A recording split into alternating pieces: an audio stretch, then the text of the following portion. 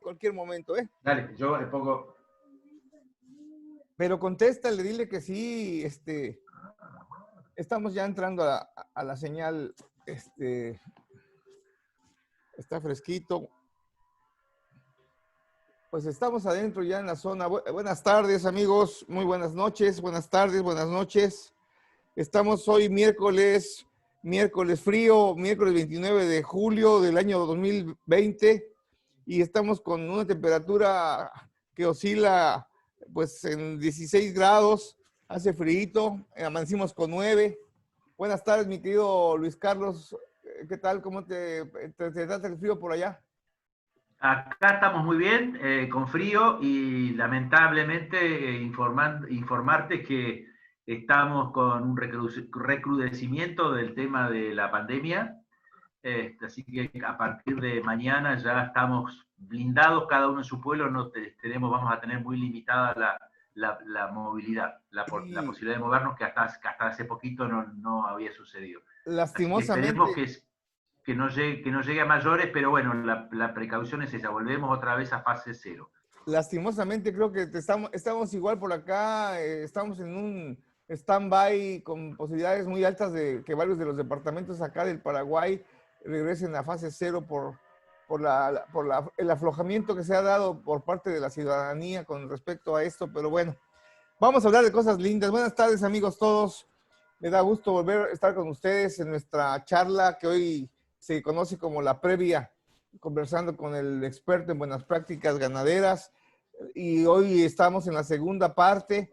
Me da gusto que esté con nosotros nuevamente acompañándonos nuestro querido amigo el doctor Luis Carlos Rades, que únicamente para recordatorio, pues estamos hablando con un experto que está egresado de la Facultad de Ciencias Veterinarias de la UBA y tiene un magíster en ingeniería en calidad, y que bueno, tiene tantos años, muchos años, más de 40 años ejerciendo esta profesión, y que el motivo de la invitación que hicimos a él la semana pasada fue justamente para que, como experto que lo consideramos, independientemente de un muy buen amigo, muy querido amigo y respetado colega, nos hable sobre la buena práctica del manejo zoosanitario preventivo en el rodeo de cría para la producción de carne bovina.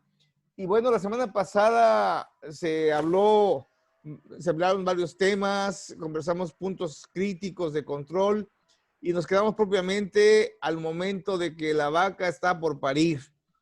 Hoy vamos a hablar un poco de esa necesidad, de esa muy buena práctica que se requiere, que es atender al parto, al futuro semoviente que viene al mundo para cumplir con su cometido, que es nacer bien, crecer bien, recibir buenos tratos del humano, para que al final de la película tenga dos opciones: quedarse como semental, sea macho o sea hembra, o cumplir el compromiso de rendir su vida en beneficio de la generación y la transformación de la proteína de origen animal que él ingiere, vegetal, perdón, para que sea una proteína de origen animal para ser consumida por el humano. Cuéntanos un poco, ¿cómo te sientes? ¿Cómo pasaste esta semana, mi querido Luis Carlos? Debo confesar que lo pasé muy bien, porque tuvimos con Ana, mi esposa, la visita de varios nietos, así que hemos tenido, acá en la Argentina se festejó el Día del Abuelo, así que hemos tenido la gracia de estar agasajados por ellos y haber compartido el fin de semana, porque vienen, se Felicidades. instalan y arman un campamento, así que estamos muy chochos. Así que, ¿Cuántos son los nietos? 5, ¿no? no, siete, Ah, y ahora dentro de la pandemia está por nacer en muy poco tiempo el octavo, que ya me sabemos que es varón. envidia de la Así buena, que mi querido Luis Carlos, porque yo me quedé en el nieto 5, así es que bueno, pues enhorabuena. sí, nosotros hemos decidido, como son de las 3 hijas, la mayor tiene 2 mujeres, la del medio tiene 2 mujeres y un varón, y la más chica tiene, tiene un varón y una nena, y ahora viene el varón. Pero igual, las mujeres vienen ganando por goleada, 5-3. Excelente, mi querido Luis Carlos, excelente. Bueno, amigos, pues aquí estamos conversando con el experto en buenas prácticas ganaderas y les decía que la semana pasada hicimos la primera parte de estas dos que estaba comprendido y contemplado sobre el manejo sanitario y preventivo del ganado de rodeo de cría para producción de carne. Antes de entrar un poquito en materia y picoteando de aquí y de allá, me gustaría conversar contigo, mi querido Luis Carlos, y con nuestros amigos que nos escuchan, un tema que desde hace mucho lo tengo en el tintero y que creo que es un momento importante para conversarlo, si me lo permites, Luis Carlos.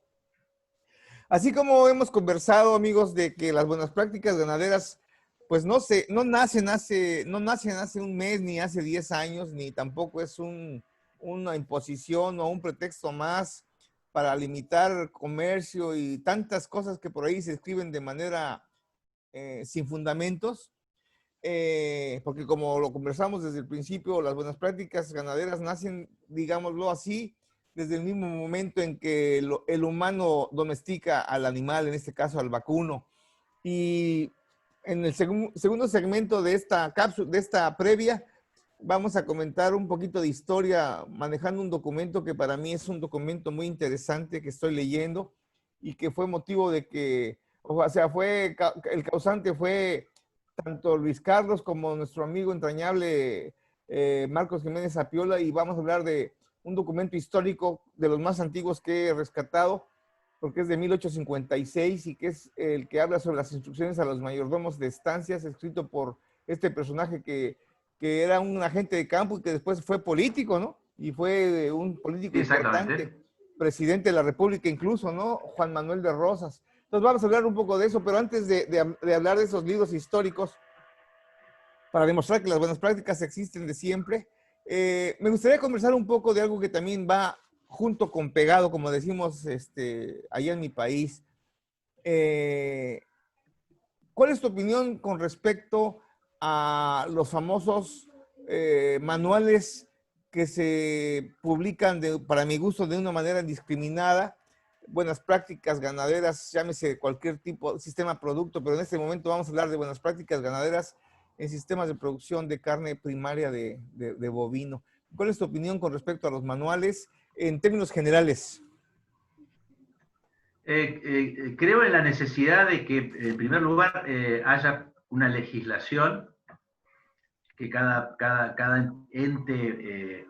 ente sanitario o ministerial, en el caso de la Argentina es el Ministerio de Agricultura, Ganadería y Pesca, y las distintas secretarías, y en el caso también el SENASA y el INTA, que haya una legislación al respecto. Con lo cual habilita a que se puedan empezar a trabajar, y de hecho en la Argentina lo hay, la elaboración de manuales. Lo que pasa es que es un tema muy amplio y abarca muchas especies. Estamos hablando desde la apicultura hasta ganado mayor. Sí, Estamos sí. hablando hasta incluso de animales de compañía y animales exóticos y animales de zoológicos. O Así sea es. que, entonces creo que, y de hecho, tú tienes en tus manos una guía que fue elaborada recientemente, en donde me parece que lo importante es el consenso de todos los actores. Yo tuve la oportunidad de participar hace un tiempo también en la elaboración de una guía, pero que apuntaba a la capacitación del transportista, Sí, señor. de reglamentar el transporte y obviamente a las personas que son las encargadas de ese transporte. Y me acuerdo de que se generó una semana de trabajo muy duro, porque participaron todos los integrantes de la cadena, desde el frigorífico, los remates feria, los feedlots, el transporte, obviamente, la Cámara Argentina de Transporte, las distintas asociaciones de las asociaciones de las razas, el SENASA, el INTA, bueno, no me acuerdo ahora, pero seguro me olvido de alguien. Y la conclusión es que se abordan tantos temas que me parece que generar un manual que englobe a todo es muy complicado, lleva mucha letra, mucha tinta, y me parece que es, por lo menos a mí, lo que yo en lo cotidiano trabajo, que es transmitir un poco lo escrito para que la gente que me escucha lo entienda, es ir por partes.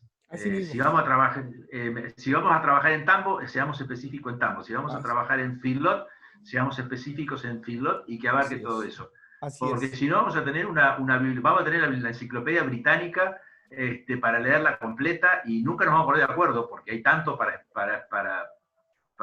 escribir y para leer, ¿no? Efectivamente. Y seguramente cuando se haga ese manual o se haga ese instructivo, seguramente una vez que uno lo termina de imprimir, se queda corto porque siempre hay más para poner, ¿no? Claro. Pero creo Sí, que mi opinión es ir por sistema. sí, definitivo. Y bueno, amigos, por eso quisimos empezar en esta previa hablando de un tema que creo que hay que tocarlo en todo momento.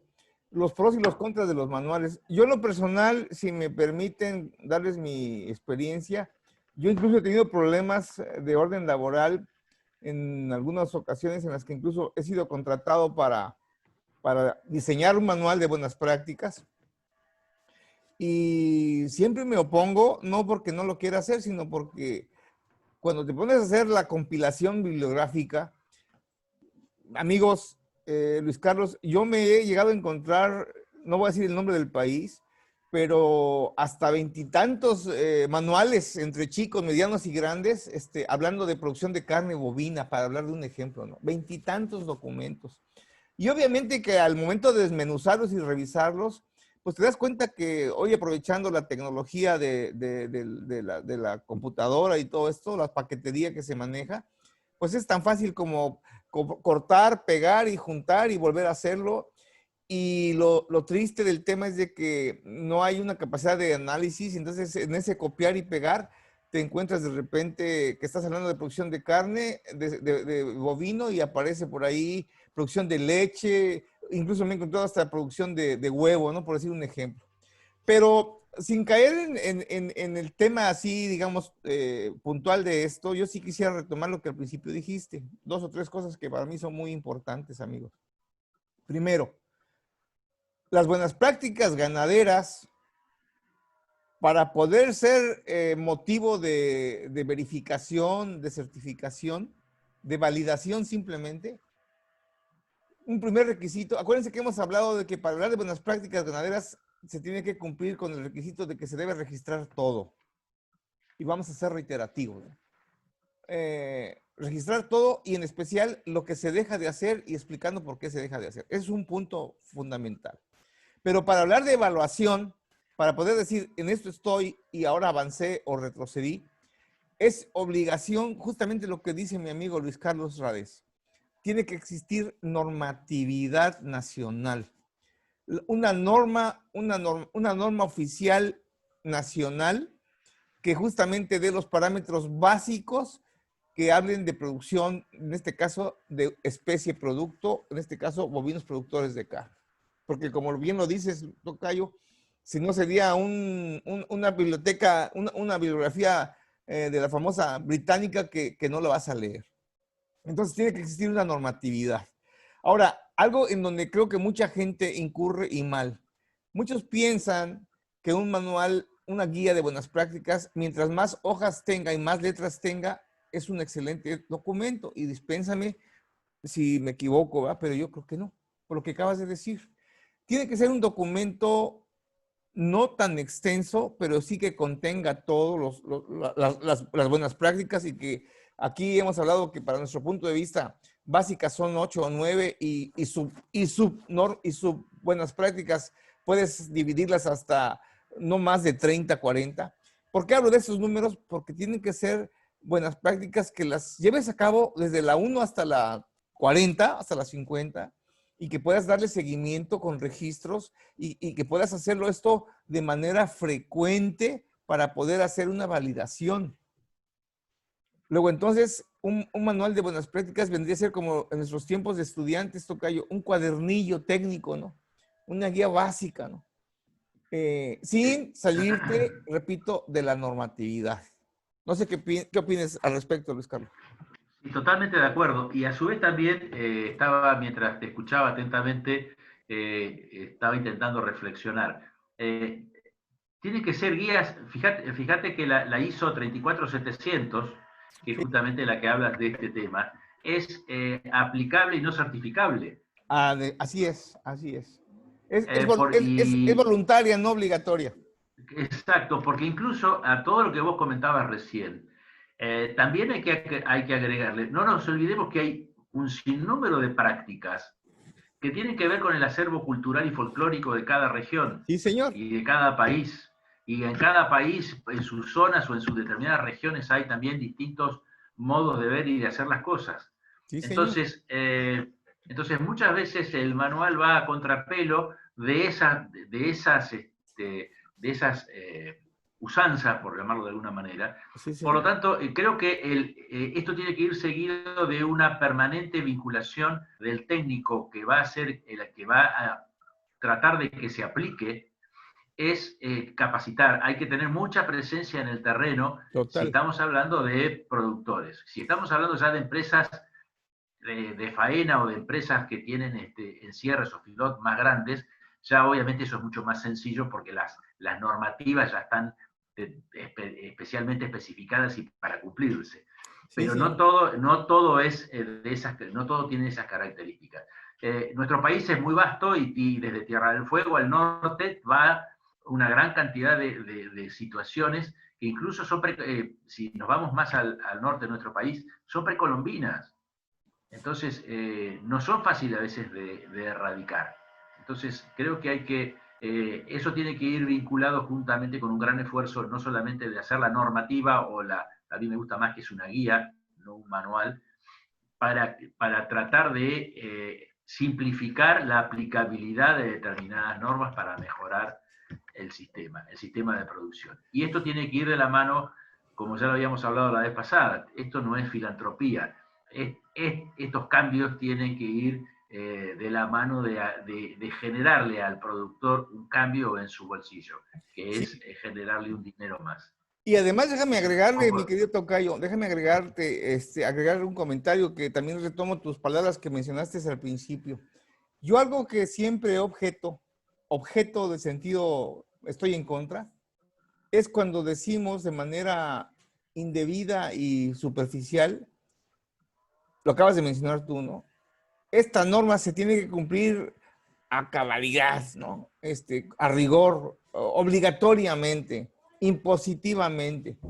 Y amigos todos, no sé si te parezca también a ti, Luis Carlos, pero yo creo que ese es el error más grande que se comete, ¿no? Porque en el tema de buenas prácticas, como cualquier otra actividad, si vos no convences primero y antes de convencer, no explicas a modo tal de que el receptor lo entienda y lo acepte, aunque tal vez no lo comprenda de mano, estamos perdidos. Entonces, cuando queremos obligar a la gente a hacer algo, en este caso buenas prácticas, y ese ha sido uno de los sine qua nones que nos han limitado para crecer en el tema de buenas prácticas y que somos motivo también incluso de ser vilipendiados o rechazados porque justamente piensan que estamos exigiendo medidas imprácticas, costosas, etcétera, etcétera. Hace días, por ejemplo, y no quiero extenderme demasiado, me tocó un detalle con uno de mis tesistas, ¿no? Que estamos buscando una unidad de producción lechera para hacer su tesis y contactó con un colega que hace años que conversé con él sobre bienestar animal y le comentó a mi tesista que no quería hacer nada de bienestar animal porque yo le había dicho que había que hacer grandes inversiones y tirar el tambo y empezar mentiras, ¿no? Eso no es así. Entonces creo que eso es muy... Ahora, por otro lado, volviendo a las normas y con esto quiero también tu comentario. Y voy a hablar de México, de mi país, para no criticar otro más que porque tengo derecho al ser mexicano, ¿no? En México, por ejemplo, las normas oficiales que existen por especie y por producto son muchas, muchísimas. Donde más problemas se ha tenido, y yo el tiempo que viví en México fui parte de este comité técnico en el caso concreto de 3 o 4 normas en especial, ¿sabes de dónde fue el problema más serio? Cuando se tocó el tema de justamente lo que mencionas vos, ¿no? Cuando tocas el tema de una costumbre, como en México es el caso de la riña de gallos, de pelea, como lo es la corrida de toros de Lidia, Y una que es más cruenta todavía, que es la riña de perros de pelea. En el caso concreto de perros de pelea se prohibió, no hubo mayor objeción. Pero en el caso de la riña de gallos de pelea y la corrida de toros, en la mayoría de los departamentos, en México decimos entidades federativas, no se pudo hacer nada y se sigue practicando. Ojo, no soy proteccionista de animales, que ese es otro error que también se comete, ¿no? Pero el tema de imponer, y más, como bien lo dijiste, vamos a hablar acá de la zona sur, ¿no? Las famosas estas folclóricas en el que el caballo se desnuca, o sea, ¿qué opinas de esto? No es fácil, no es fácil. No, bueno, es que quería agregarte justamente algo que a lo que vos hacías mención recién.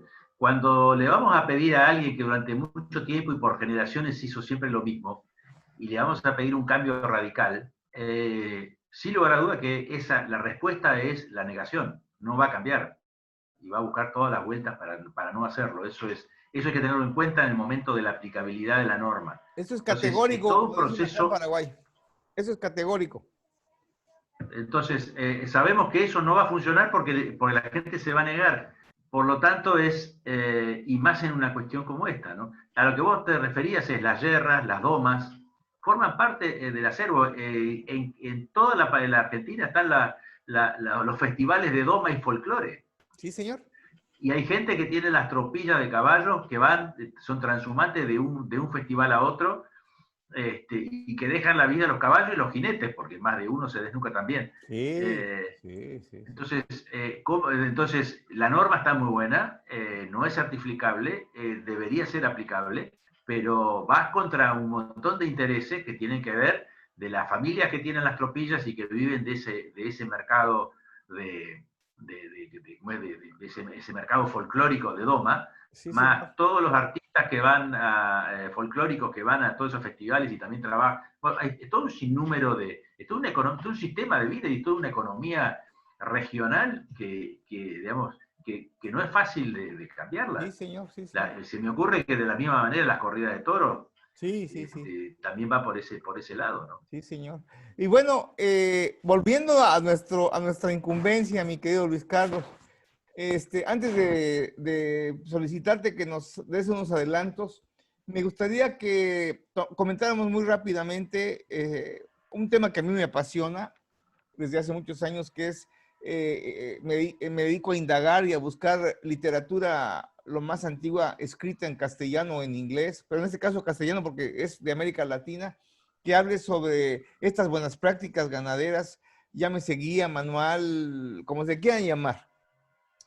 Y mira que no es mucha la producción en castellano. Y los argentinos creo que son los número uno en el tema. Por ahí hay algo en México, hay algo en Colombia. No en Chile creo que por ahí hay un artículo que leí hace tiempo, pero realmente Venezuela también creo. Pero me gustaría comentar muy rápidamente antes de entrar a nuestra materia, porque creo que es un tema interesante y además estamos en la previa, estamos picoteando un poquito de todo. Hay un documento muy interesante que lo empecé a leer hace algún tiempito y que todavía no lo acabo de leer porque es un documento que como está escrito en un castellano del 1800, hay que leer y releer y más está escrito por argentinos, entonces hay algunas palabras que tengo que andar buscando por ahí te voy a pedir la traducción si me equivoco. Hay un documento que se edita en 1856 que se llama Instrucciones a los mayordomos de estancias y lo escribe Juan Manuel de Rosas, que como les decía, en sus inicios fue gente de campo y acabó siendo un importante político y presidente de la República de Argentina. Y este documento es un documento que, repito, se publica en el 56, pero realmente en su contenido, el que hace el prefacio del documento menciona que es un documento que realmente fue escrito por este personaje, Juan Manuel de Rosas, pero en 1825. O sea, un documento que tiene seguramente más años por ahí, pero muy concretamente quiero leer, si me lo permites, hice un pequeño resumen sobre el prefacio que escribe el ingeniero Carlos Lemé y que me gustaría para ir discutirlo contigo un poquito antes de empezar. Dice, en el año 1000, quiero que se den cuenta lo que se escribía en ese tiempo. En el año 1908 la empresa reimpresora de publicaciones americanas publicó otra edición titulada Instrucciones para los mayordomos o encargados de estancias por don Juan Manuel de Rosas, con una noticia preliminar por Adolfo Saldías. Según la advertencia, Rosas escribió esas instrucciones en el año 1819 y no habla de la primera edición de este último folleto de 1825 porque supuestamente nunca tuvo conocimiento de ese documento. Y las instrucciones para la administración de estancias y las instrucciones para los mayordomos, escritas ambas por ese señor, son las mismas. Sin embargo, la primera es más completa, con mayores contenidos y capítulos más largos e interesantes. Aquí, de los temas que yo resalto y que me gustaría únicamente puntuar así para comentar, por ejemplo, el editor dice, los editores han creído deber conservar el desorden en el que se escribe porque se supone que siendo Rosas un señor muy, muy ordenado y muy metódico, está escribiéndolo conforme él está trabajando porque él empezó de estanciero. Entonces, de repente escribe y, por ejemplo, habla de mayordomos y de ahí se pasa de inmediato y habla de mulas, ¿no? Y cosas así. Pero lo interesante del documento, incluso tan lo escribe al pelo, como dicen, o en el camino, que, por ejemplo, cuando toca el tema de tratando de las recogidas, las instrucciones para los mayordomos dice en uno, al recoger deben gritar a la gente. Y mientras que en el documento que se llama Instrucciones para la Administración de Estancias dice, al recoger no debe gritar a la gente. Entonces, a mí esto me causa cierta observancia, Luis Carlos, porque precisamente lo estoy amarrando con los famosos manuales que hoy en día fácilmente se escriben, sin ton ni son. Pues si al inicio del siglo antepasado pasaba, hoy creo que debería ser motivo de no hacerlo, pero este documento tiene 6 capítulos y en especial en el capítulo 3, que es de la especie de vacuna, los subtemas que toca, no voy a mencionar más que uno, pero toca las recogidas, vacas recién paridas, animales muertos, bichos, rondas, aparición del ganado, señales de las haciendas vacunas y de los terneros, marcaciones, marca y modo de usarlas, la famosa capa o castración, pastoreos, vacas lecheras y bueyes. Y bueno, la narrativa es tan interesante, amigos, que los invito a que busquen este documento porque hay cosas muy interesantes que ya se decían desde el siglo antepasado y que con esto quiero demostrar que no es moda, es simplemente, hoy la gente se da cuenta, mucha gente se da cuenta y me voy a reír un poco porque cuando yo lo escuchaba decía, ya va a empezar a hablar el viejito, nos estamos haciendo viejitos, tocayo. Porque efectivamente, antes las cosas se hacían requete bien. ¿Qué opinas de esto, Luis Carlos? Sí, vos fíjate que esto tiene 200 años, ¿no? Sí, señor. Y quería agregarte algo más, quizás para aquellos que nos escuchan y no saben cómo es. En el momento que eso se escribió, la República Argentina se circunscribía a un poco de la provincia de Buenos Aires, Sí, señor. algo de la provincia de Santa Fe, Sí, la señor. provincia de Entre Ríos y el norte que dependía del virreinato de Perú. El resto estaba todo en manos de las tribus aborígenes. Y en esa zona, hasta fines del siglo XVIII, fines del siglo XIX, no existía el alambre. Entonces, en la Argentina hay localidades, por ejemplo, voy a citar una, se llama, que se denomina Rincón de Bustos, Bustos sería algún ganadero, Sí. que era donde se paraba el rodeo. Se juntaba la hacienda, se paraba el rodeo y se hacía el trabajo. Y el trabajo se hacía a caballo y a lazo. Sí. Porque no había mangas, no había corrales, no había absolutamente nada. Era todo trabajo, o sea, había gente que era muy ducha y a su vez que también venía con toda una cultura de la época de la colonia, cuando se vendían los cueros de las haciendas cimarronas, que se salía al desierto a trabajar y se hacía, era gente de a caballo y de muy buenos jinetes, que se hacía el desjarretado. El desjarretado era una especie de media luna que le cortaban los tendones de Aquiles a los animales salvajes y con eso, bueno, caían, los degollaban y se vendía el cuero. Sí, señor. Pero yo me voy a ir más lejos todavía. Me voy a ir a 1536. Mira. que aparece en el Río de la Plata don Pedro de Mendoza. Don Pedro de Mendoza genera la primera fundación de Buenos Aires y a consecuencia del fracaso de esa fundación, porque los indios ranqueles diezman a la población, Irala se va hacia el norte remontando el Paraguay y funda Asunción. Las yeguas y los caballos, los padrillos que había traído don Pedro de Mendoza quedan libres en el desierto. Sí. Y 100 años después eran animales cimarrones y caballos cimarrones. Eso generó un cambio fundamental en toda la estructura de la Pampa, porque ahí aparecieron otros y que no tenemos registro porque las tribus aborígenes no escribían, lamentablemente, tenían tradición oral. Pero ellos aprendieron de observar, no les enseñó nadie. Y ellos domesticaron el caballo. Y ellos amansaban al caballo de una manera racional, nunca castigaban al animal, tanto es así que yo te diría que en el siglo XIX, fines del siglo XIX, había 3 caballerías que eran la envidia de cualquier ejército en el mundo. Sí, señor. La de los aborígenes norteamericanos, la de los aborígenes americanos y la de los cosacos en Rusia. ¿Sí? ¿Por qué? Porque ¿de dónde viene la gran tradición de las domas folclóricas? Era el amansar a golpes y con hambre, porque cuando venían los ejércitos regulares y que se movilizaban y tenían que ir a la batalla a caballo y hacían las requisas de caballos, tenían que amansar a los caballos en el menor tiempo posible para que los puedan montar. Sí. Entonces, a partir de ese momento, previo a toda esa situación, es lo que se genera lo que hemos heredado ahora, que es un poco, entre comillas, la brutalidad del manejo con los animales. Los animales hay que maltratarlos porque son animales y son brutos. Sí, sí. Pero yo te diría que lamentablemente, y mucha de esa gente que trabajó con Rosas era proveniente del mestizaje del español con el araucano. Y tanto fue así de que las tribus araucanas que venían del otro lado de la cordillera, del lado de Chile, comenzaron a avanzar y gracias a la movilidad que les dio el caballo, genéticamente absorbieron a todas las tribus que estaban más hacia el este y llegaron casi hacia Buenos Aires.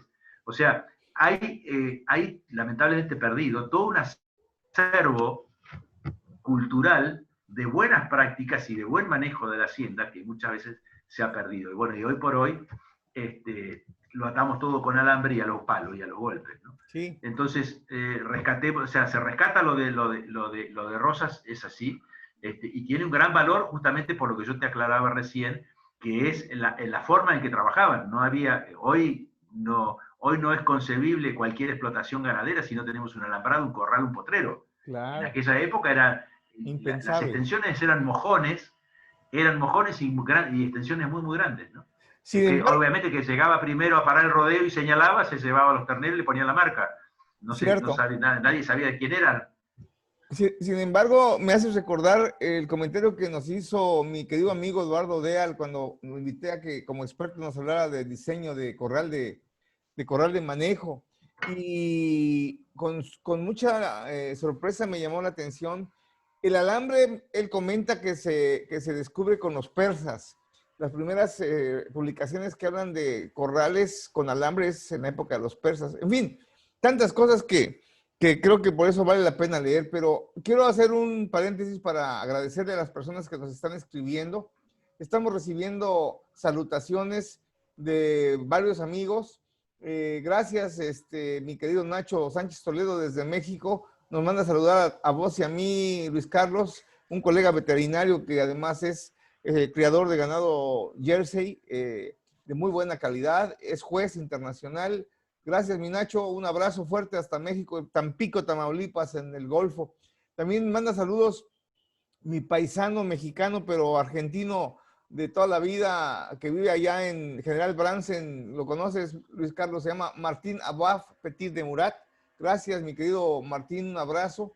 Y bueno, estamos recibiendo también saludos de muchas otras personas, entre las que identifico gente de Guatemala. Gracias, Harold Saldaña. Gente de Colombia. Gracias, Ingrid María López Velázquez. Y gente de acá, de Paraguay, gente de Argentina, gente de Colombia, gente de Ecuador. Gracias por estar con nosotros. Hoy estamos en la previa porque les quiero recordar, para los que se están conectando por primera vez, que estamos conversando de manera informal y distendida con el doctor Luis Carlos Rades, médico veterinario, que es experto entre muchas cosas, aparte de un excelente amigo y un buen narrador. Es un excelente colega y el motivo de su presencia es porque la semana pasada dio una primera información sobre la buena práctica del manejo zoosanitario preventivo en el rodeo de cría para la producción de carne bovina, y se quedó hasta el momento en que el becerro está casi por nacer. Así es que propiamente vamos a entrar a lo que sería la previa de mañana, mi querido Luis Carlos. ¿Qué nos tienes para mañana? Danos un toquecito de cosas sin profundizar, porque quiero que la gente se quede con ese sabor de que mañana nos acompañe en la mañana. Habilitame porque quiero pasar 2 o 3 transparencias para ir entrando en calor con el tema. Con mucho gusto, permíteme tantito. Ahí está, habilitado está. Ahí vamos.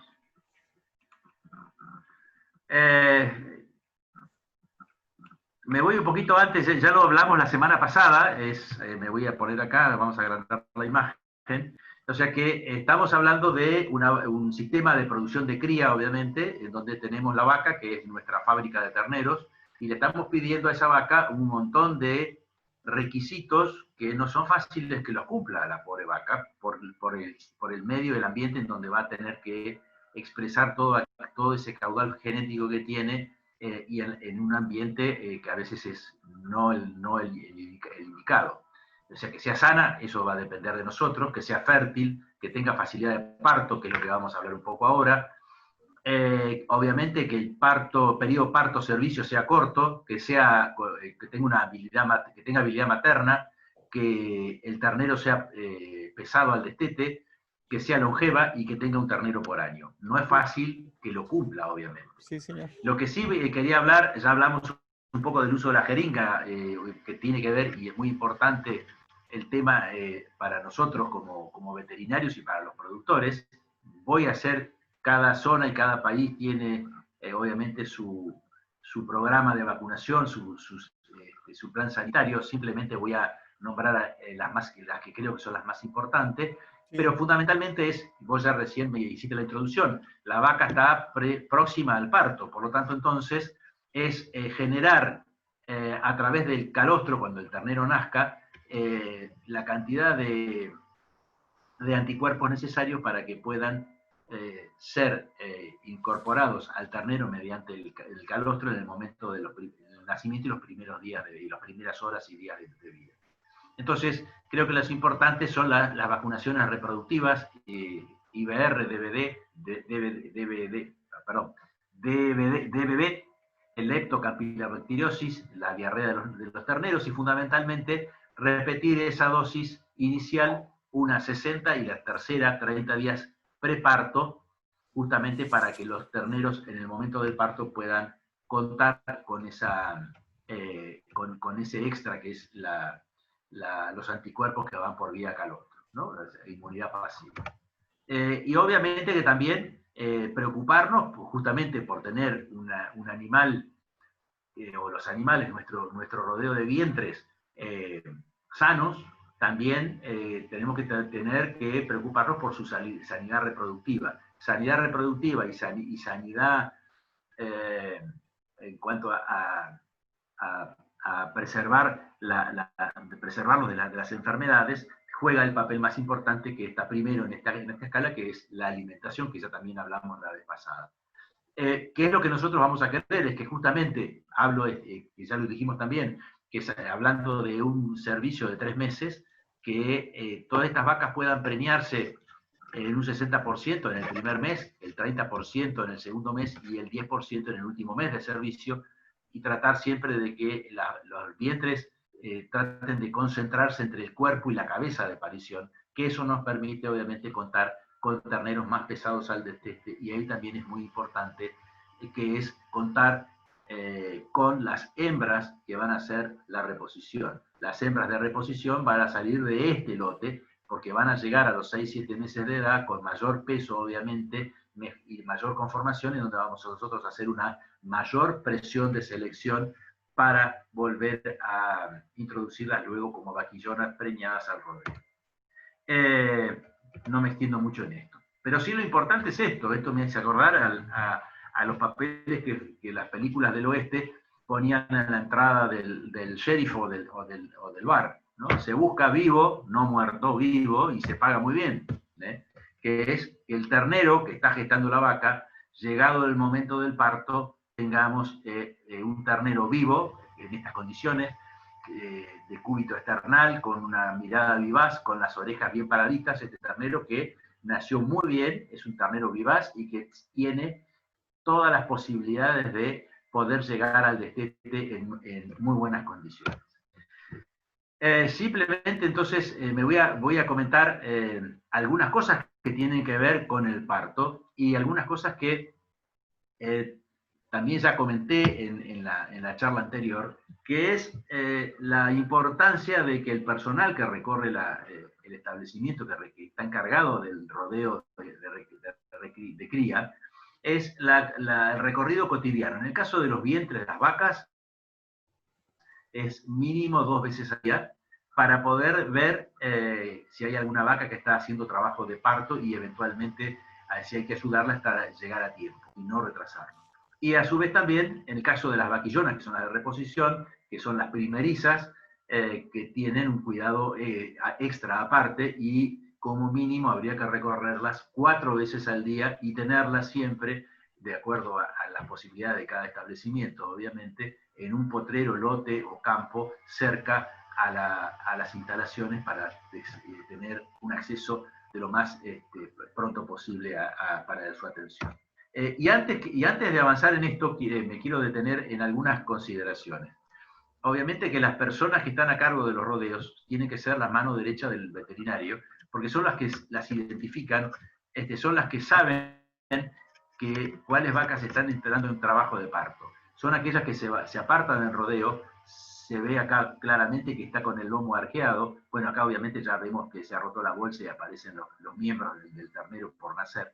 Pero a su vez también son aquellas vacas que se aíslan, están digamos, tienen un paso, un caminar muy lento y parece como que tuvieran rengas, que eso es consecuencia del efecto hormonal que está desencadenando obviamente la dilatación del canal del parto y también la dilatación de la sínfisis pubiana, o sea, el hueso de la cadera en la parte inferior, que tiene un pequeño proceso de dilatación que va a permitir posteriormente el paso del ternero por el canal del parto. Y acá yo creo que lo importante, por lo menos en el sentido que yo le doy a estas charlas, es preparar al personal, preparar y explicarle al personal que está a cargo de los rodeos de cría y van a atender los partos, es en explicarles qué es lo que sucede dentro de la vaca, cosas que no lo ven.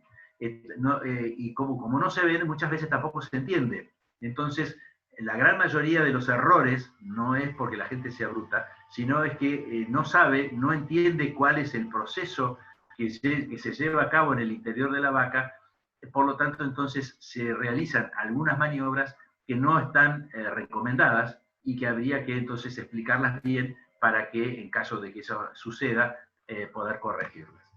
Entonces, antes de llegar a ese tipo de explicaciones, lo importante es que se sepa de que el canal del parto tiene dos estructuras. Una que es dura, que es el canal duro del parto, y que está conformada por una estructura ósea, que es el hueso de la cadera y el hueso sacro. Y esta es la sínfisis pubiana, que yo comentaba que por acción de las hormonas, al momento del parto se relaja de alguna mente un poco y eso hace que el deambular de la vaca sea muy característico, muy típico y parece que estuviera renga. Por lo tanto, entonces, sepamos que el ternero va a llegar a feliz término, pero para que nazca, para que se produzca el alumbramiento, el ternero tiene que pasar por acá. Y a su vez, dentro de ese canal del parto, ese canal duro, tenemos todas las estructuras blandas. Obviamente que tenemos la parte superior en contacto con los huesos de la cadera y el sacro, el recto, la vulva, la vagina, el cuello, el cérvix o el cuello del útero, el cuerno, en este caso no está grávido, y lo importante en esto es que también cuando estamos recorriendo las instalaciones, estamos recorriendo los lotes donde están los animales previos al parto, saber que cuando hablamos de obstetricia, o sea, cuando hablamos de atender un parto, el tema es que lo importante de esto es estar alertas, tomarse el tiempo necesario para que el trabajo de parto lo haga la vaca, y obviamente esto quiere decir que tener paciencia y darle tiempo a la vaca no quiere decir de que el encargado o los encargados del establecimiento se queden dormidos. O sea, que hay que actuar. Para lo tanto, entonces hay que saber de que las fases del parto son 3. Una es la fase de dilatación, que voy a hacer una breve introducción, la fase del parto propiamente dicha, y después el proceso de secundinación, de las cuales no voy a hacer muchos comentarios al respecto. Sí creo que lo importante es hablar de este tema. El tema de la dilatación, que es la primera parte, que es la más importante. ¿Qué es la fase de dilatación, que dura hasta 12 horas? Es justamente la dilatación del cuello uterino. El cuello uterino está cerrado, perfectamente cerrado, durante 9 meses, no permite ni entrada ni salida de absolutamente nada. Por lo tanto, el ternero está rodeado por sus membranas y los líquidos, está totalmente estéril, no hay ningún tipo de contaminación, y es en el momento en que se va a empezar a producir el parto. ¿El parto por qué se produce? Porque el tamaño del ternero hace de que cada vez sea un cuerpo extraño para la vaca y se lo quiere sacar de encima, y el ternero también quiere salir porque el espacio en donde él se encuentra es cada vez más reducido y por lo tanto no se siente muy cómodo. Entonces, a partir de ese momento, lo digo muy rápidamente, comienza a desencadenarse el proceso hormonal que va a terminar con el parto. ¿Y cuándo termina el proceso de dilatación? Cuando la membrana fetal se rompe. Y acá, las membranas fetales juegan un rol muy importante, porque la membrana fetal genera una cuña dentro del cuello del útero, que es la que lo empieza a dilatar. Y a su vez también, los que colaboran para que las membranas comiencen a encajarse a modo de cuña dentro de lo que es el cervix o el canal del cuello del útero, son las contracciones uterinas. Las contracciones uterinas son las que acomodan primero las membranas y después son ayudadas también con las contracciones abdominales de la vaca. ¿Y cuándo termina la fase de dilatación? Cuando por sí solas, en forma natural, las bolsas se rompen. Y eso es importante. Muchas veces la gente que está encargada de atender el parto se apura y cree que la vaca está tardando mucho tiempo para producirse el alumbramiento, rompen las bolsas y empiezan la tracción. Las bolsas no hay que romperlas, se tienen que romper solas, porque a su vez, si se rompen las bolsas, se interrumpe el proceso de dilatación, y el proceso de dilatación del cuello del útero. Una vez que las bolsas se rompen, viene el periodo de expulsión, y el periodo de expulsión ya dura menos que entre 30 minutos y 3 horas, o hasta 30 minutos y 3 horas. Por lo tanto, entonces, si se pasa de este tiempo, que el personal ve que las bolsas se han roto y que la vaca está en trabajo de parto, e incluso una característica de que el parto se ve demorado, es que la vaca está jadeante y está cansada de hacer fuerza. Por lo tanto, entonces hay que ir a ver qué pasa. Y acá quiero mostrarles, que esto me parece muy interesante, es justamente que después voy a hacer algunos comentarios al respecto, dura muy poquito tiempo.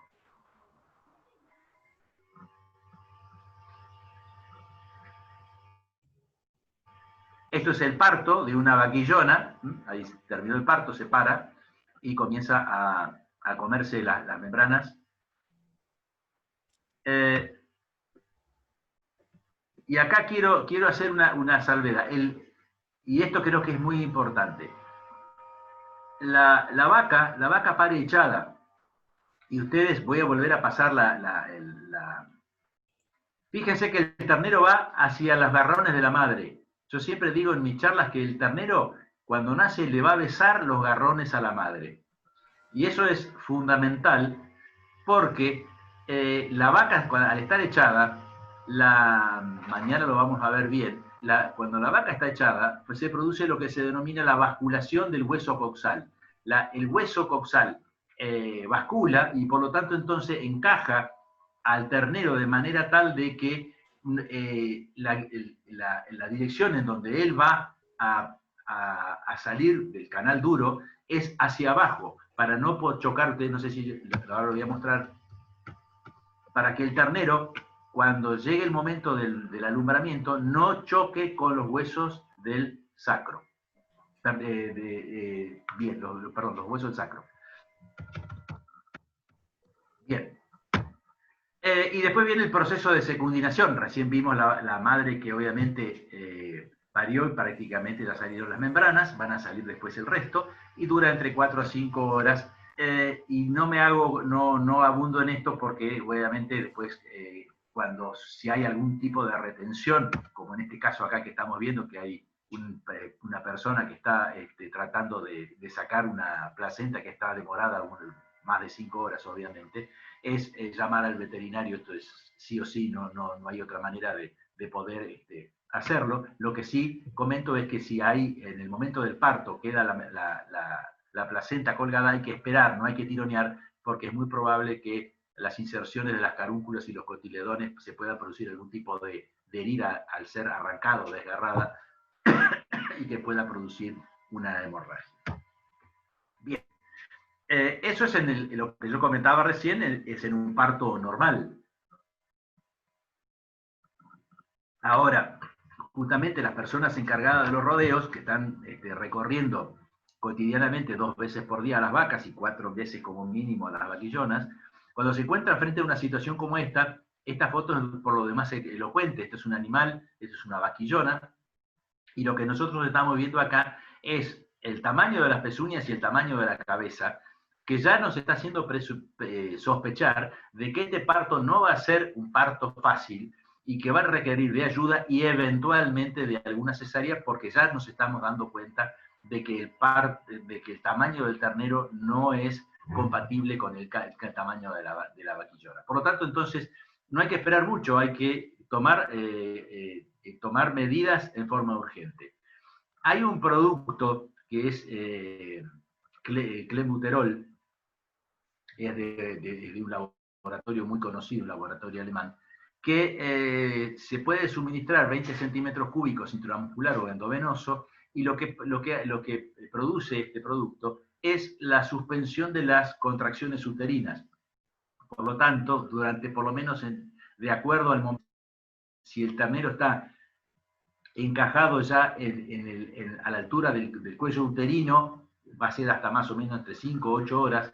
Si está ya en esta situación, va a ser de 3 horas. Lo importante es que justamente con este producto lo que inhibimos es las contracciones de la musculatura uterina, y por lo tanto demoramos el parto, y por lo tanto esto nos va a permitir varias cosas. Primero, si es factible que el personal pueda hacer si el ternero tiene algún tipo está mal ubicado, tiene algún miembro doble, digamos, alguna deformación en cuanto a la posición del ternero en el canal del parto, corregir esa mala posición, y después poder proceder a sacarlo. Y lo otro es, si es imposible, esta interrupción del parto nos permite, teniendo el ternero vivo, llamar al veterinario y que el veterinario pueda hacer una cesárea.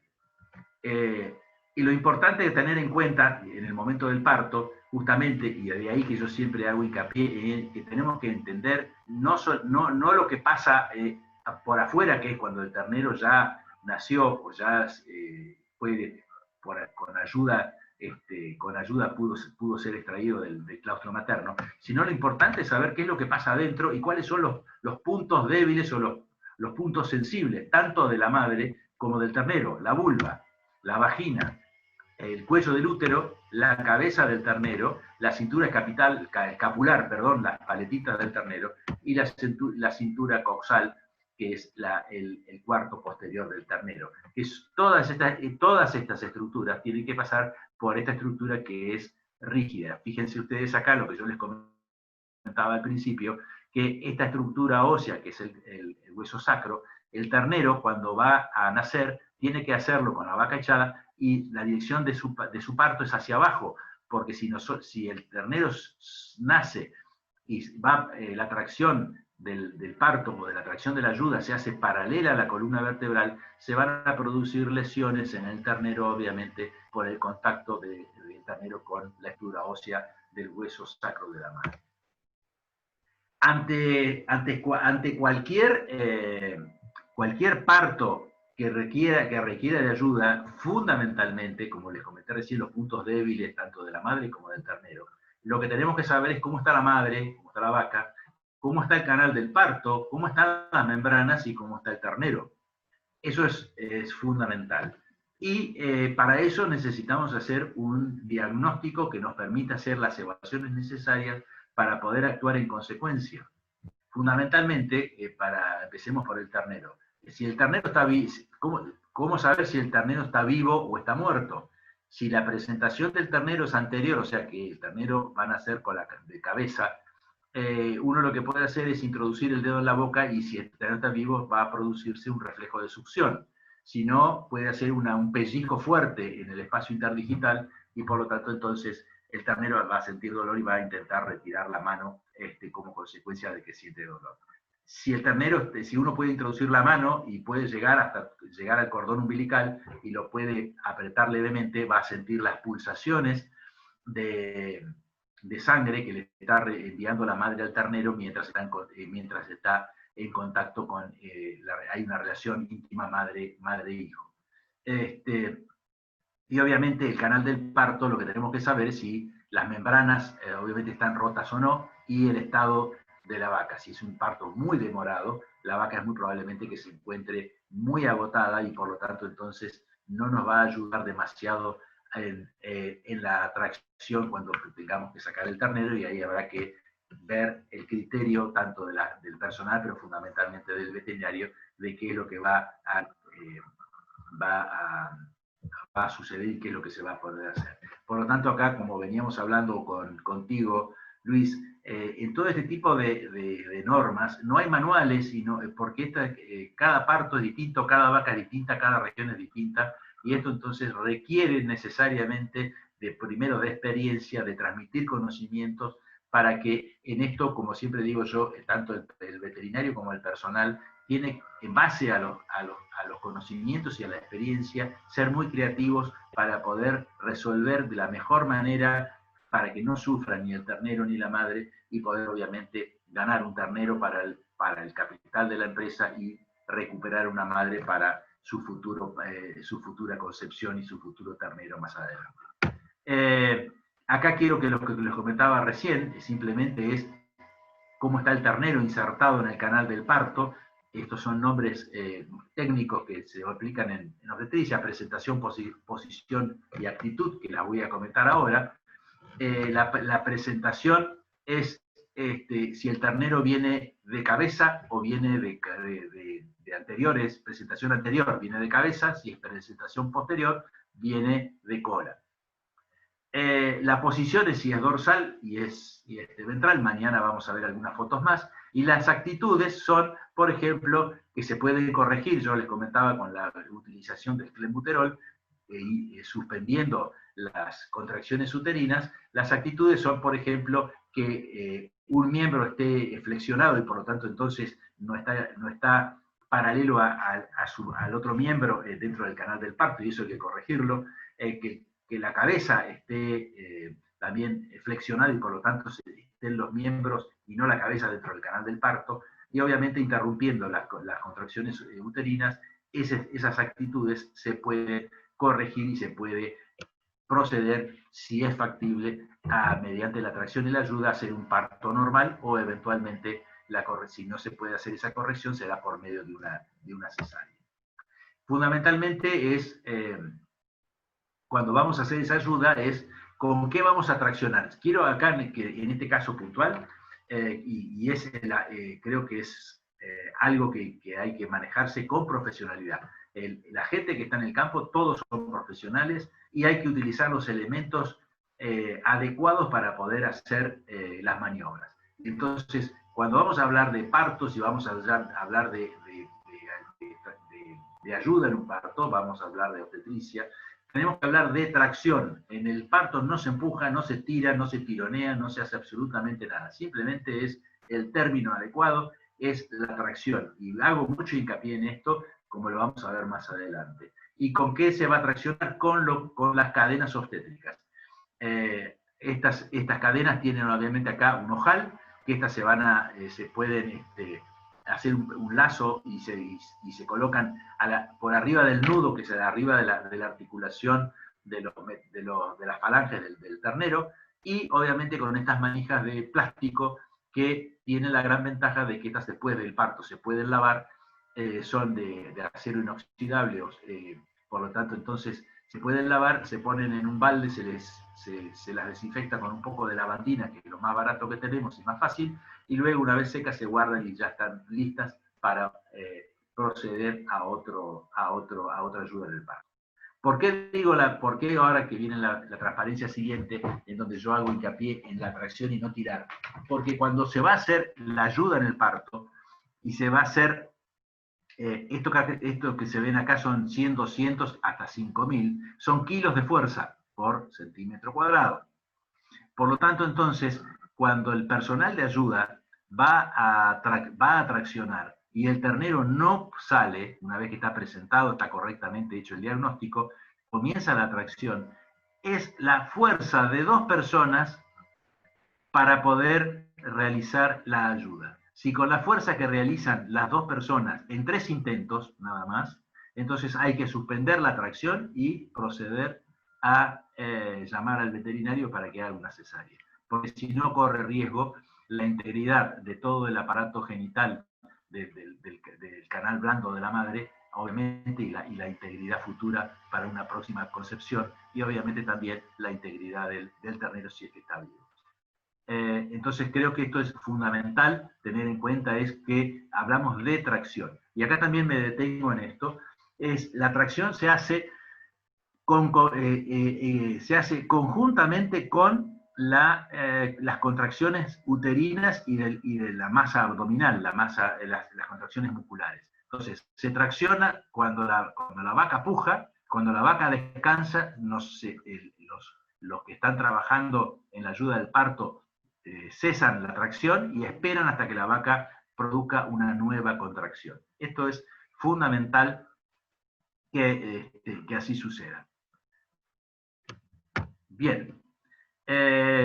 Quiero hacer una consideración al respecto. ¿Por qué hay que esperar a la contracción, trabajar ayudados por las contracciones de la musculatura del útero y la musculatura abdominal de la madre para hacer la tracción?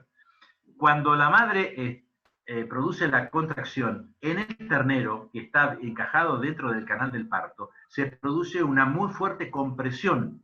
Recordemos que está metido dentro del canal del parto, cuyas paredes son todas duras, es el canal duro, es todo hueso. Por lo tanto, entonces, ahí se produce una baja de presión, se produce una baja de la frecuencia respiratoria, una baja de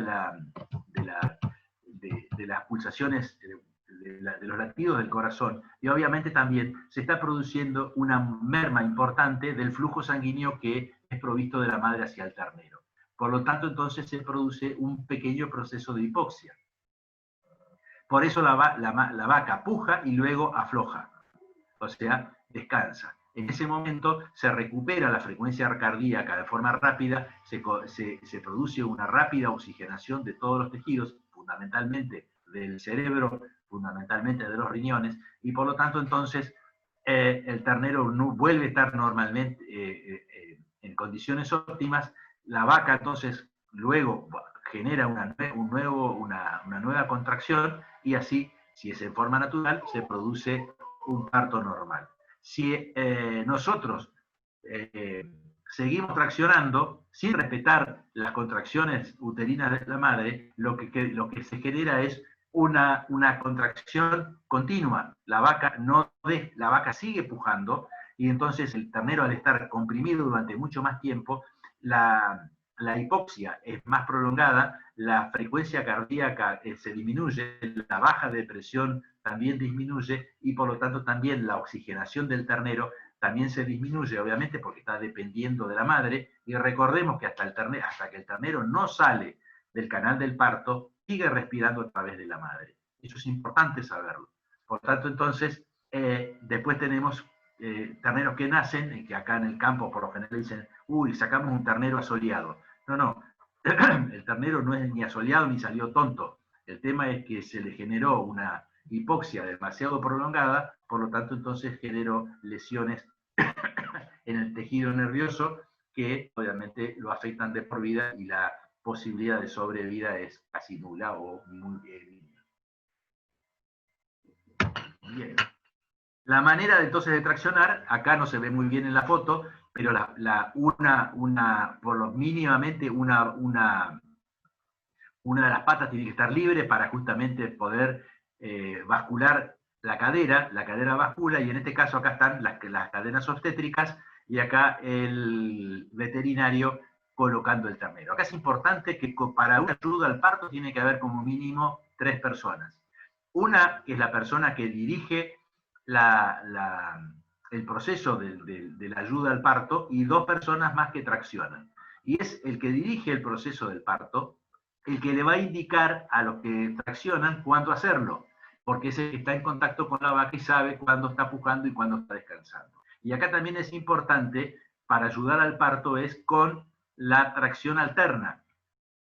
El que dirige la operación le va a decir a vamos a suponer que al que tira es el número 1 y al otro es el número 2, le va a decir que en una determinada contracción tira el número 1 y el número 2 no tira. En la segunda contracción tira el número 2 y el número 1 no tira. Lo que hace es que tanto la cintura escapular como la cintura de la cadera, en el caso de ser una presentación anterior o posterior, es que el ternero puede encajarse en forma diagonal, no en forma transversal dentro del canal del parto, y eso es una muy buena herramienta y una muy buena maniobra para facilitar la ayuda al parto.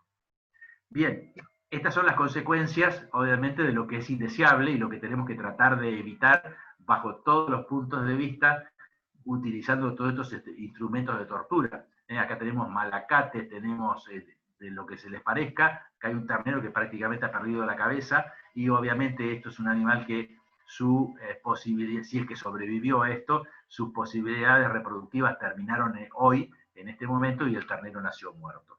Entonces, por supuesto, estas situaciones, bajo ningún punto de vista, podemos tolerarlos.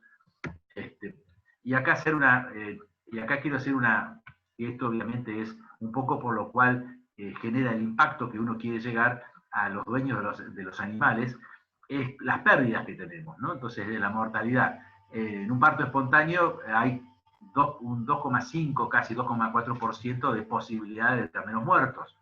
Cuando se hace tracción forzada es casi un 30%, pero si se hacen las cosas bien, se suspende las contracciones de la musculatura uterina y se llama al veterinario, o por lo menos se procede a colocar el ternero en condiciones y poder ofrecer una ayuda adecuada a la tracción y la ayuda al nacimiento, las muertes perinatales se reducen del 27 al 7, se reducen un 20%, o sea que es mucho. Por lo tanto, entonces, esto tiene connotaciones obviamente económicas y financieras dentro de un planteo de cualquier empresa. Tratar de salvar el capital que estamos poniendo en riesgo. Bien, solamente ahora, para adelantarme un poquito, vamos a hablar un poco del destete. Simplemente acá hago algunas alusiones que justamente todos estos trabajos, y hoy comentaba al principio, es que a una vaca le pedimos mucho, y por lo tanto, porque tenga un ternero por año, y a su vez también que el periodo parto, primer servicio, sea lo más corto posible.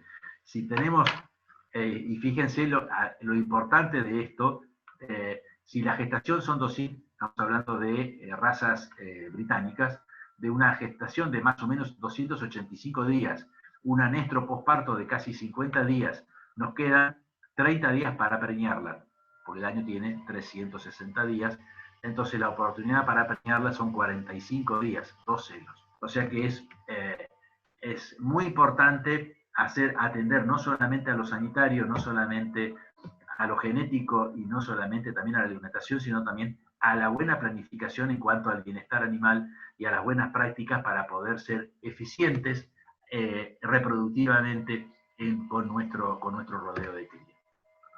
Bien, entonces uno de los criterios que se pueden aplicar para ser justamente eficientes reproductivamente es recurrir al destete, que hay varios tipos, pero fundamentalmente quiero aclarar en algo que estuvimos ya incluso previamente hablando con Luis. El destete no es para favorecer al ternero, el destete es para favorecer a la madre, a la vaca, ¿sí? Por lo tanto, entonces, tenemos que tratar de disminuir los sufrimientos de los terneros, obviamente, porque vamos a hacer una separación prácticamente, en algunos casos, abrupta del ternero y de la madre. Para eso estamos hablando de condición corporal, no voy a abundar mucho en esto, pero sabemos que en la Argentina hay nueve estadios o 9 clases de condiciones de vaca. Yo uso una de 1 a 5 porque me parece más didáctico para la hora de explicarlo. Esta sería una vaca de condición corporal 1. Se le ven las costillas, acá se le ve el flanco muy hundido, o sea, es una vaca que está en muy malas condiciones, obviamente para amamantar al ternero y seguramente para volver a quedar preñada. Por lo tanto, entonces, uno puede recurrir al destete. Y para recurrir al destete es lo que se utiliza el criterio de evaluar la condición corporal del rodeo. Si tenemos estas vacas que tienen esta condición, obviamente se desteta el ternero, no importa la edad, y después se las va clasificando, como en este caso puntual, que sería el grado 5, o sea que una vaca que está en una condición corporal, se puede tomar la decisión de dejar a la vaca con su ternero al pie o eventualmente destetarlo.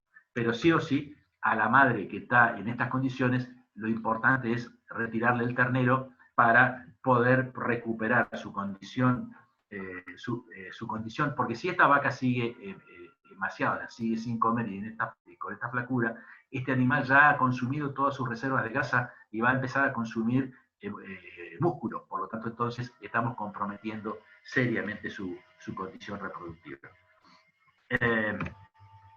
Bien, entonces, acá tenemos las posibilidades de destete convencionales a los 6 meses, anticipados a los 3 meses, 2 meses, 4 meses, eso depende de la condición corporal de las madres. Podemos hablar de un destete temporario, que esto es para hacer inseminaciones o IATFs, donde la ausencia del ternero por 48 a 72 horas, la falta del ternero, la vaca ya no lo huele y no siente el estímulo de la succión, por lo tanto entonces comienza a ciclar, el enlatado cumple la misma función durante 14 días, y sí les diría que entre el convencional, el anticipado de 3 meses, el precoz con terneros de 70 kilos y el hiperprecoz de 50 kilos, son la herramienta que nos permite a nosotros trabajar sobre los vientres y recuperarlos para una próxima gestación. Del manejo sanitario de los terneros vamos a hablar un poquito. Las herramientas ya lo dijimos y ya fuimos bastante explícitos en la charla anterior.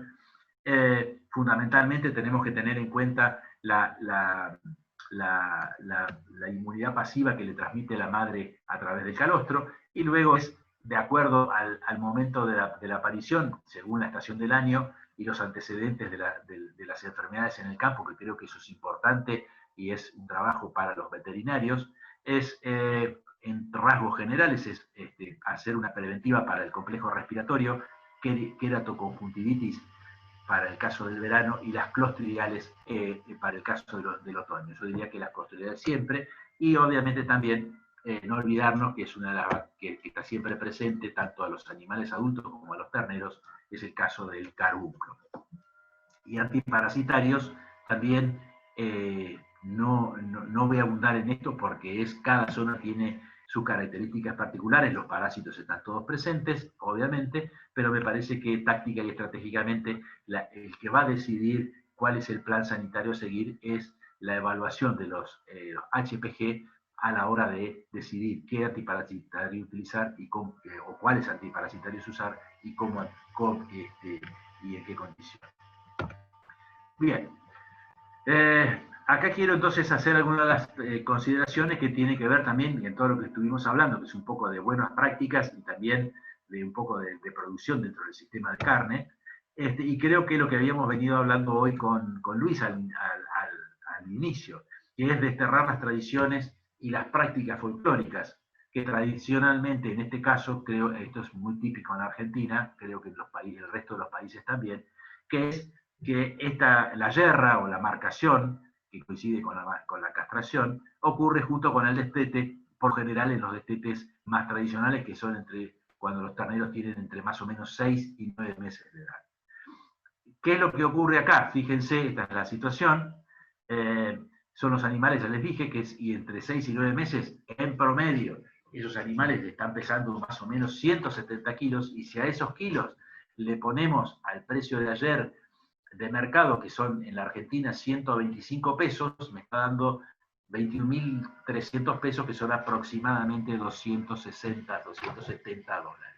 O sea que todo lo que hagamos mal y que le provoque la muerte a un ternero, estamos perdiendo en este acto de folclore y de tradición y de festejos, estamos perdiendo plata.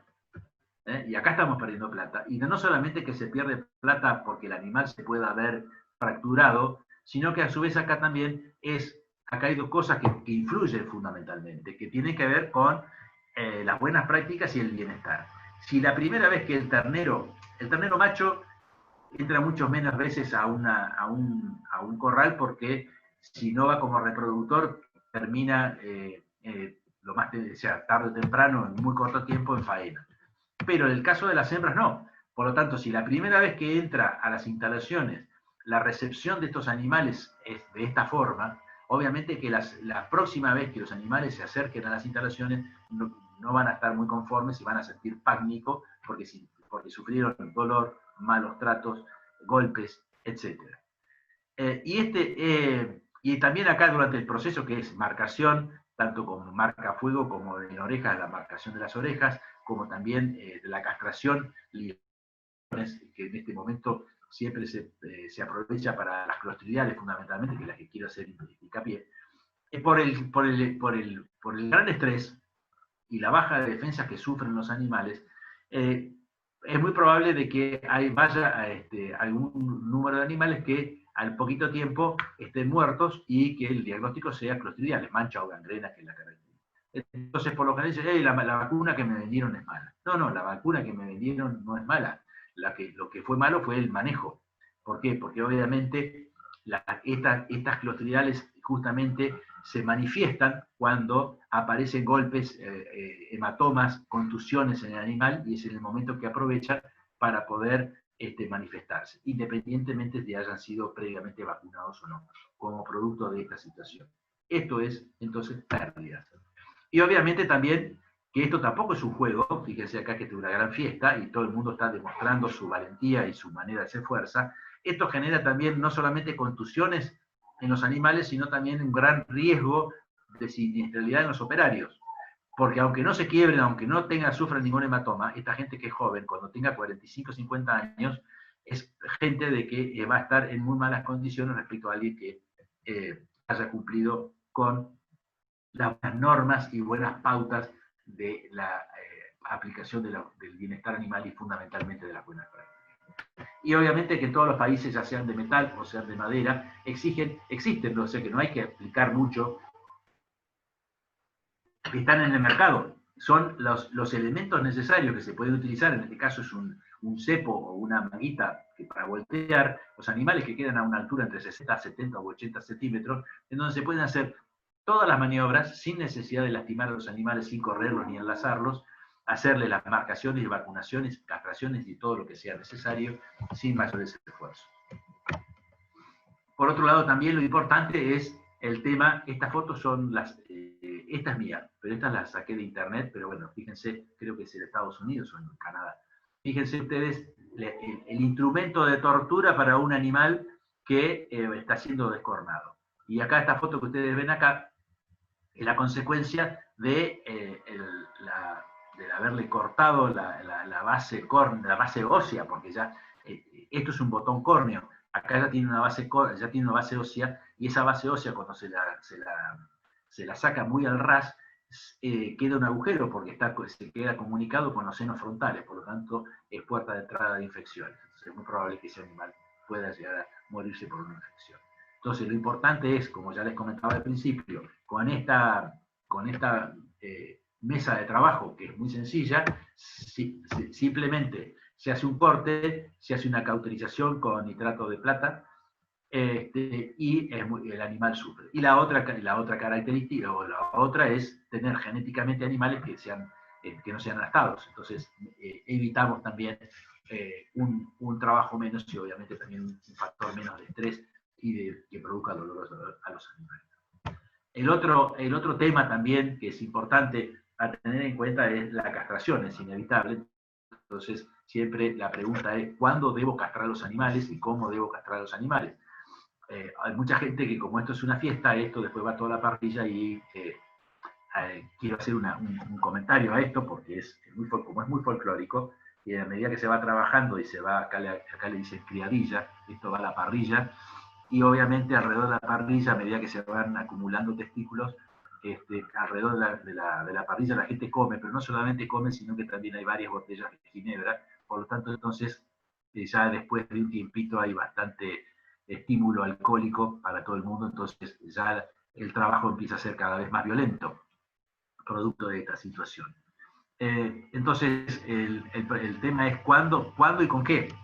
Entonces, lo importante en esto, y es un trabajo que se hizo por colegas de Argentina en la Estación Experimental del INTA de Concepción del Uruguay y también en el INTA en Santa Fe, se me hizo una nube ahora, ya me va a salir, en Rafaela, en donde se hizo una evaluación de los gramos que pierde un animal de más o menos, hay un gráfico, pero para darles una idea, que es un ternero de más o menos entre 6 a 9 meses, pierde 300 gramos por día durante un mes.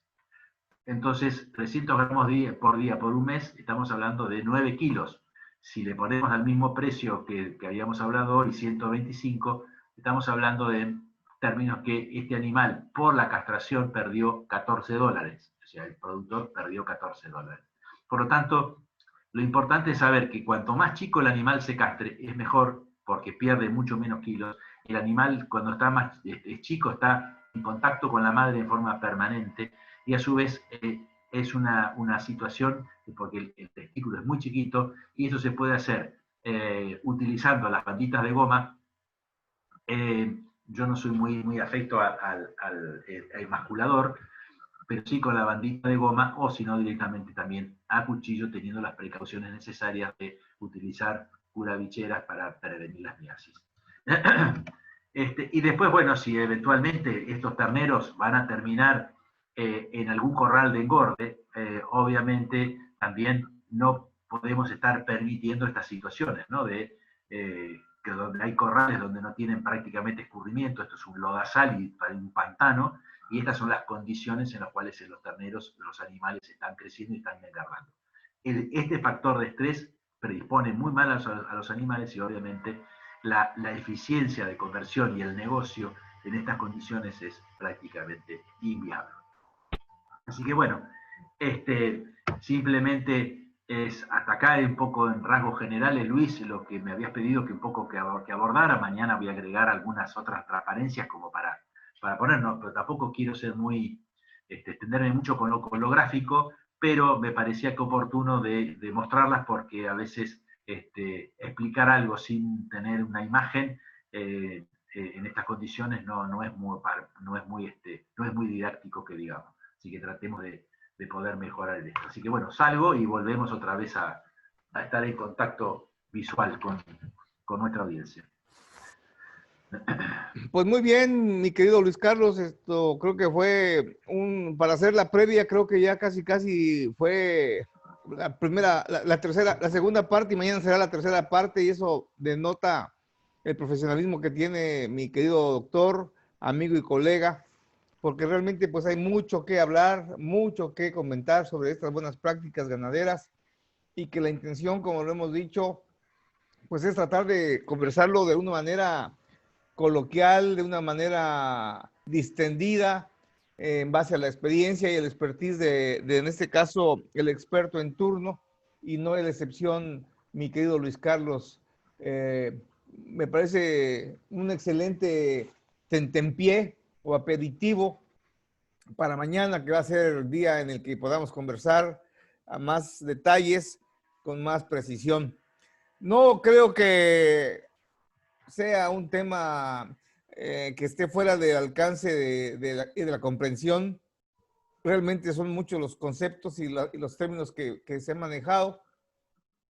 Y bueno, amigos, estamos entrando a la recta final de nuestra previa.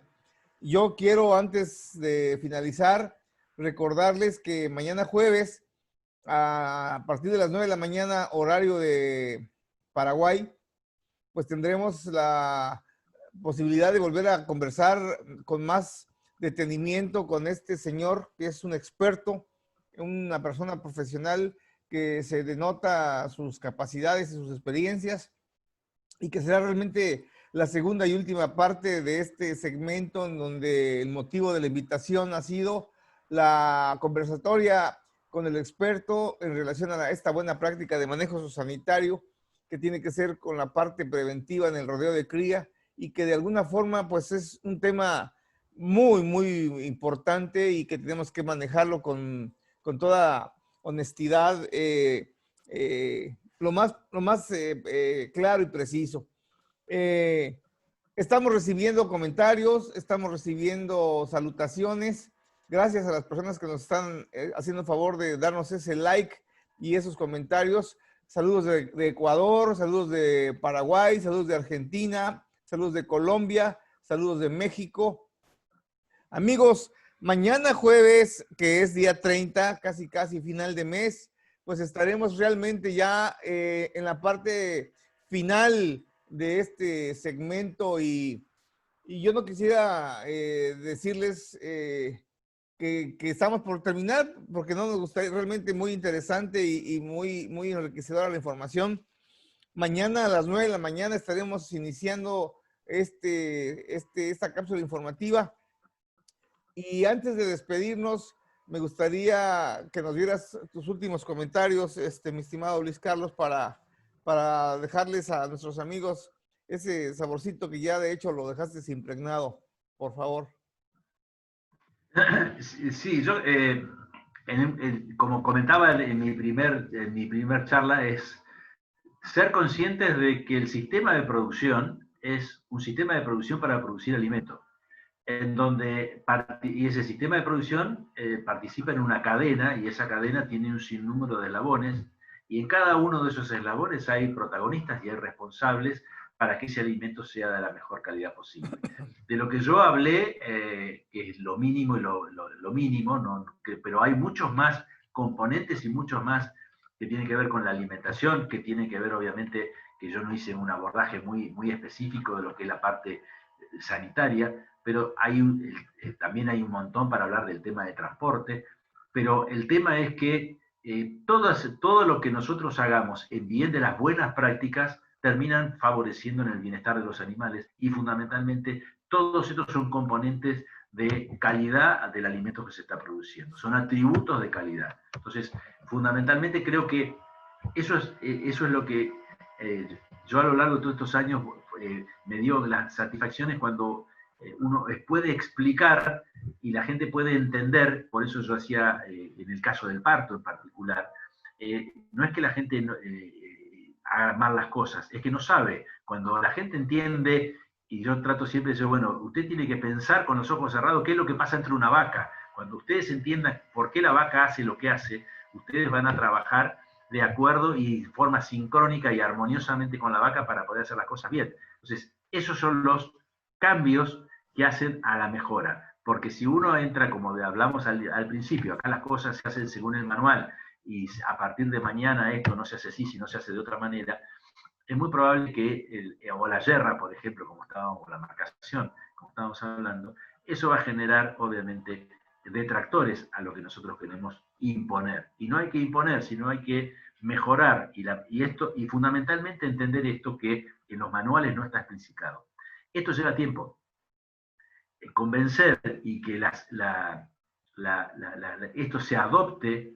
Hay una cuestión, cuando Cuando las pautas se adoptan, es que cuando la persona que estaba tratando de explicarlas y estaba tratando de llevarlas adelante llega nuevamente al establecimiento y no tiene que dar ninguna orden porque las cosas se hacen y la gente ya lo adoptó, que no hay que llamarle la atención absolutamente a nadie, entonces es en ese momento en que se ha adoptado. Mientras tanto, hay que seguir insistiendo. Y esto se lleva tiempo.